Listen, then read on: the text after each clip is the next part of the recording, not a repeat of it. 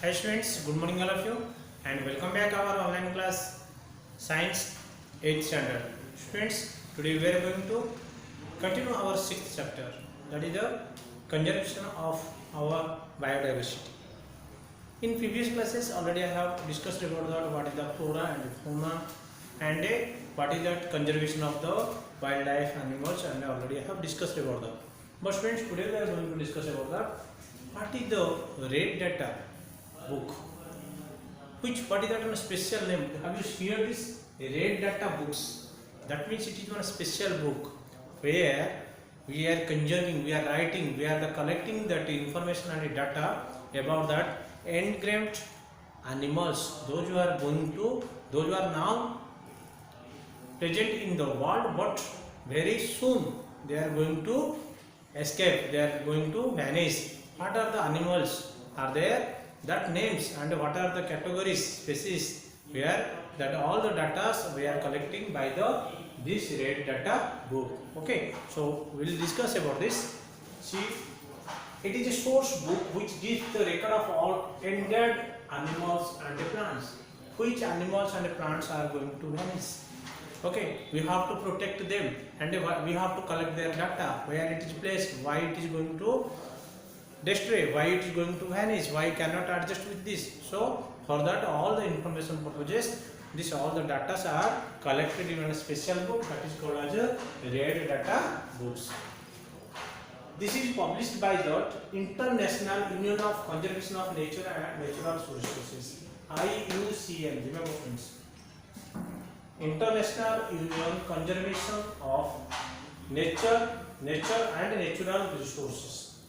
Nature and Natural Resources, that is called as IUCN, International Union of for Conservation of Nature and Natural Resources. This union, this one published this red data book for that collect of data and guard. Okay, it is called as what is that? Endangered animals and plants. Those who are, I told suppose ascetic animals, about the data, where it is, what that is, how many species are there, how many numbers of that ascetic animals are there. They collect that data and they will be entered. Okay, so every year how much increasing or decreasing they will find out. That book is called as generally a red data book, and it was mentioned or published by IUCN. Nowadays it is known as a World Conservation Union, WCU.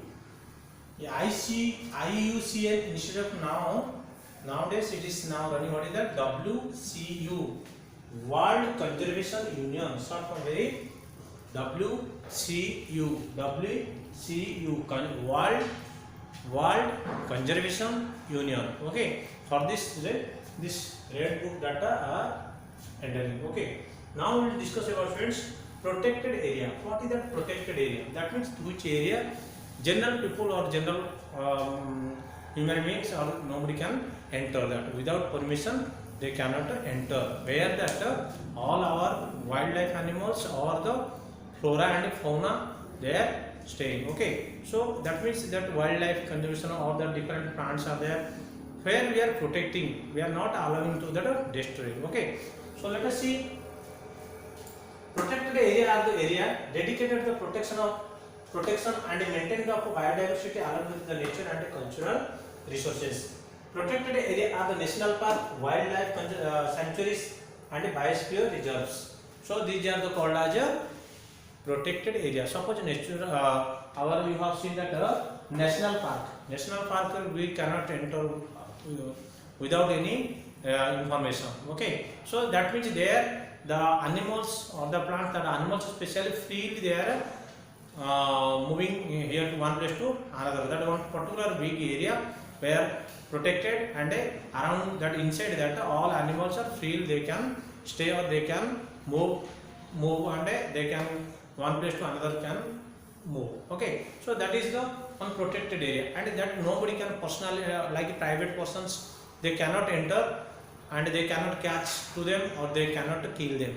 Okay, the special that in our all over the world there are different national parks are there, sanctuaries are there. Okay, and also biosphere reserves are there. So for that means it won't be affected by the human beings. Okay.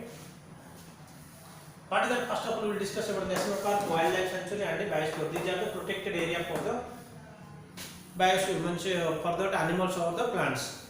We will discuss about what is the national park. An area which is strictly reserved for the protection of wildlife is called national park. National park, what will happen? The tiger, lion, those are very wildlife animals. Wildlife, they will stay there. They will live there. So in that national park, the national park are preserved flora, fauna, and a landscape. Flora, fauna means that is plants, animals, and a landscape. Where is that historical place, that also they will store. In this area, activities like grazing, hunting, forestry, cultivation are banned. That means in that our national park, nobody can do that cultivation, nobody can do that hunting, nobody can do that grazing of that animals. They are strictly prohibited. Okay. Next, no private ownership is allowed. Nobody can say that I will make here house or more, I will make this area, or like that. Owner, they cannot become the private ownership are not allowed. Okay, students. Second, we will discuss about that wildlife sanctuary. What is that? Wildlife sanctuaries are the area reserved by for the protection of animals only. Here, observe students, here plants, animals, all that things. But wildlife sanctuary and national park is different. Wildlife sanctuary, only that wildlife can, or only animals can protect in that one special area. Killing and capturing of animals are strictly prohibited. Where that they are staying, they are free, they are moving. So nobody can kill them, nobody can catch them. So that is one strictly prohibited. Okay. So this is about that wildlife sanctuary and a national park. Next things we will discuss in our next video. Okay. Thank you.